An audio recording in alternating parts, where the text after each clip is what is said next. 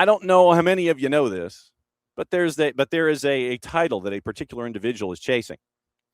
And the last time that we had him on this show, I remember the situation. I was sitting in the back of the Subaru in Apalachicola, Florida, doing an interview. And because I was down there at the Gulf and we needed to catch up with this particular gentleman because things were kicking off. And so now we go from January to May and catch up with the head coach and general manager of Carolina Ascent. Coach Poole, how are you this morning? Glad to have you with us. All right. You were talking about the league in general, and you mentioned that it was an American league. Bottom team can beat the top team, that kind of stuff. Yeah, and I think, we're in growth mode, right? Where, the league now is coming to the end of year 2. I don't think we'll really see exactly who we are and where we're at till year 5, 6, maybe 10.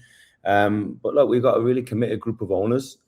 We will have more teams joining the league in due course. And I think, again, in the greatest women's soccer nation in the world with the biggest amount of players, we look what we're doing, what Canada are doing, what Mexico are doing, obviously NWSL leading the way.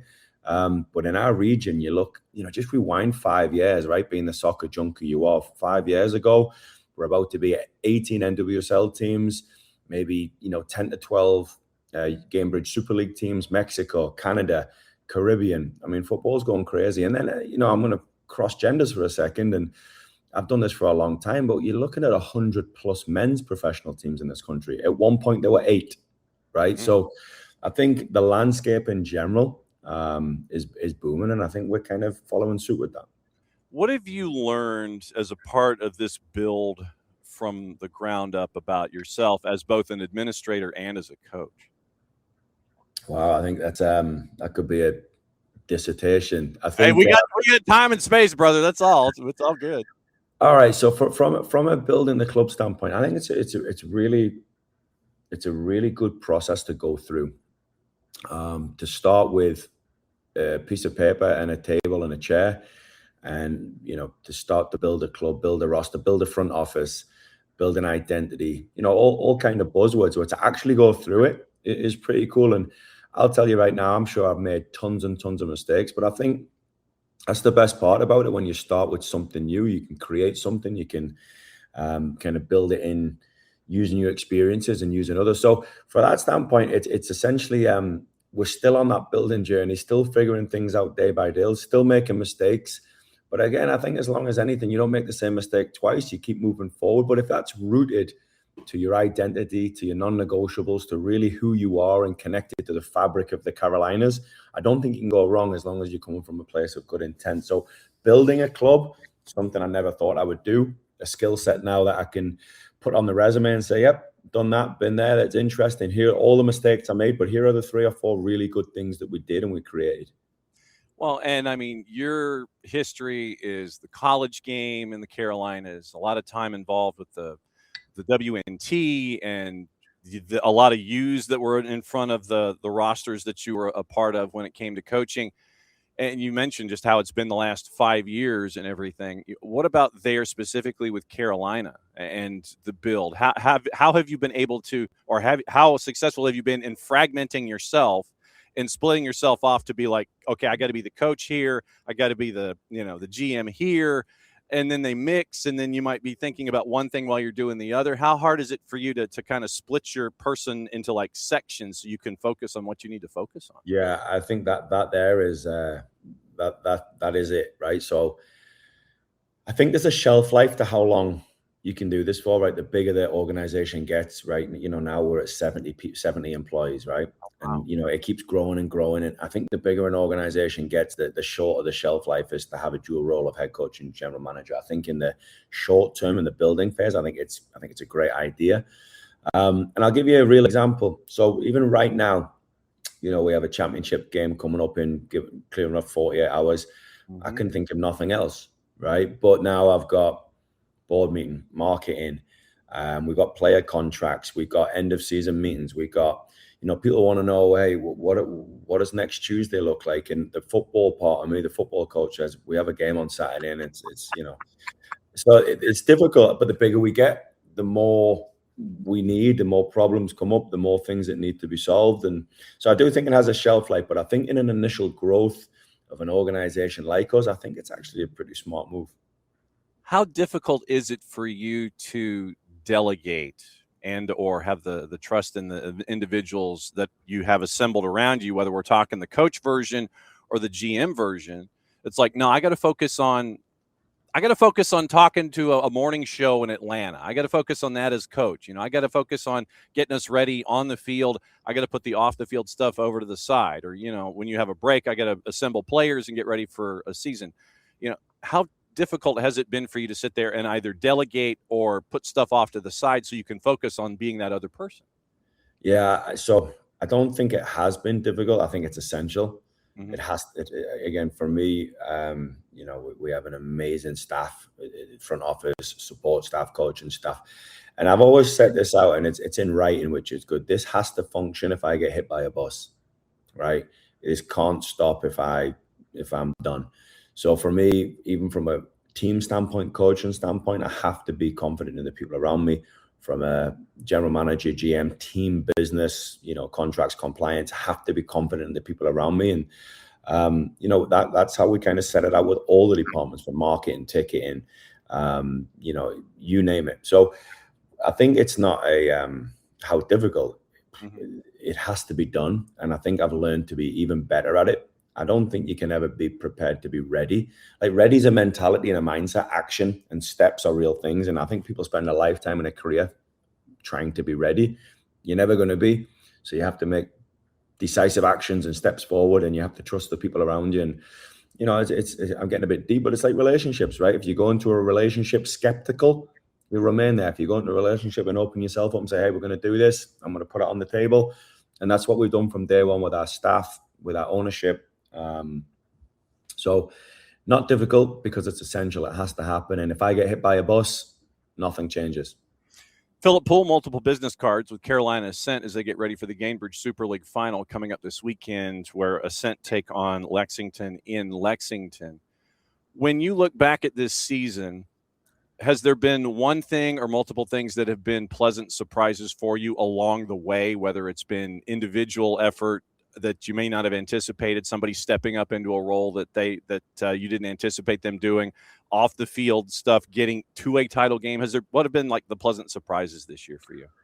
Yeah, I think when obviously after the season, when things are done, we'll have a kind of look back and we'll kind of have a debrief and we'll reflect a little bit. But I think before we do that, I'd say this, that we had to make some hard decisions this year, mainly from a football standpoint, which was, we went through two periods of time where we weren't playing well, losing a few games. And I think the easiest thing to do as a coach, as an organization, is to come in on Monday and say, okay, we need to make changes. She's not doing this. She's not good enough at that. If we play like this. But I think the hardest thing to do is say, no, this is who we are. This is our identity. This is our style of play, and we believe in it. And it's an expression I stole from Roberto Martinez, is I'd rather die on my feet than walk on my knees. So the easy thing to do would have been to change, to pivot, to change course, to look for fault, but to say, no, I actually trust our players. I trust our coaching staff. I trust our organization. And I trust myself, but I trust who we are, how we play, and what we want to do. And if that's not good enough, that's on me. But again, I choose to die on my feet instead of walk on my knees. So for me, I look back at that, not just for myself as a coach, but as our organization, to say, let's remember who we are and what we do and what we've built in the short term. That's worth something and it means something. And I think we all do it in our normal lives. This isn't working out, so we'll do something different. Sometimes you have to double down and dig your heels in a little bit and, roll your sleeves up and make it work. And I'm proud of our organization for that. So I think that was a big challenge, that we had the opportunity to bail. We had the opportunity to change course, and we didn't.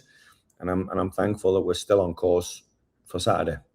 For someone who's walking in the door for the first time, whether it's in person in Lexington or they're dialing up the match on their favorite device, who are some of the folks to naturally gravitate toward when they're watching Carolina Ascent for the first time that have gotten you to the last game of the year?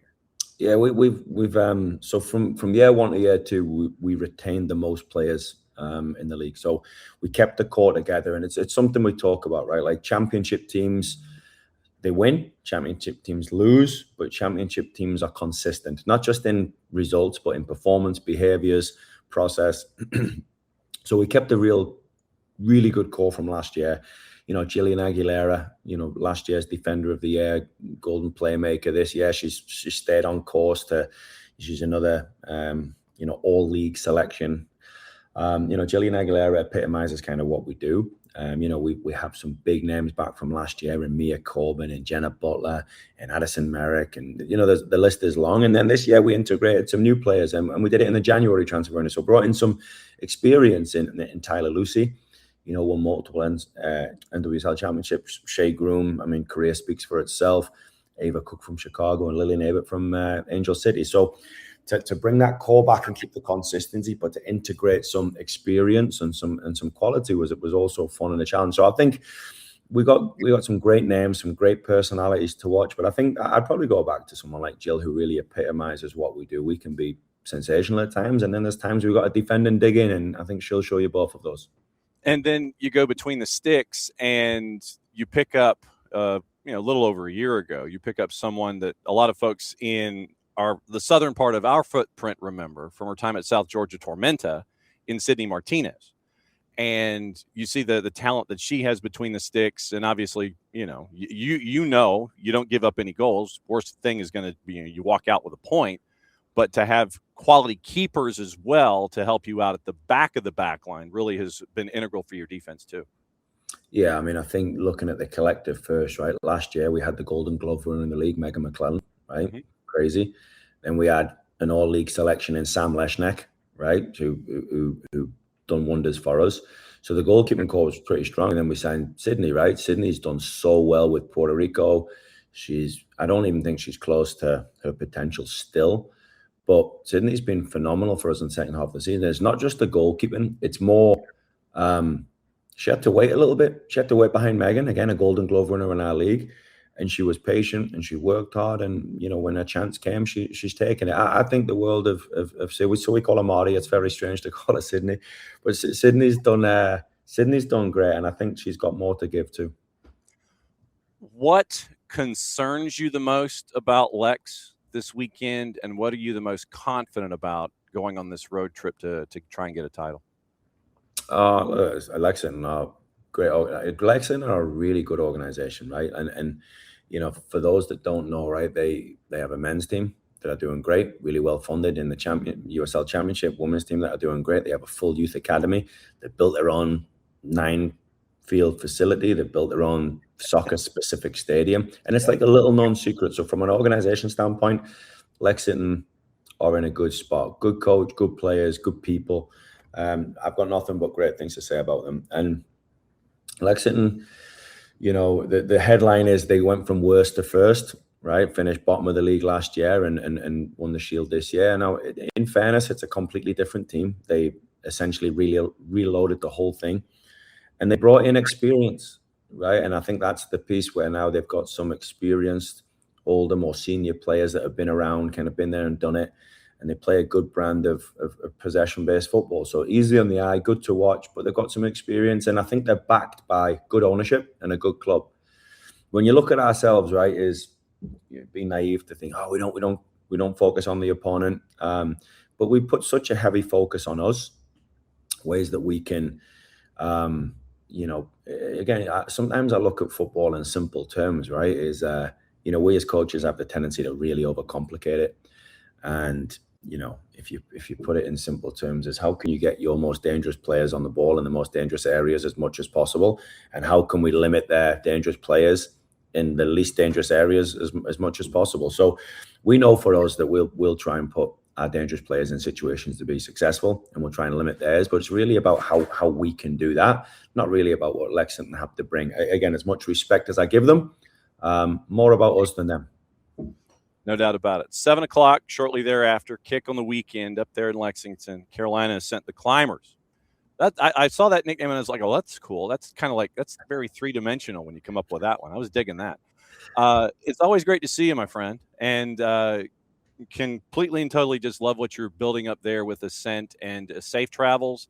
and we'll be watching the match this weekend, and we'll be catching up with you on the flip side. It's always great to see you, and yes, proper hydration during guesting segments. We are a fan of that, so that is always a good thing. Nice cup of tea. Well, listen, thanks for having us again. I appreciate what you do and the support you give us in our league. We're growing and we're building, and those that are there at the start, I think they get it. So thank you. Appreciate it. Be good, my friend. We'll see you soon. Yeah.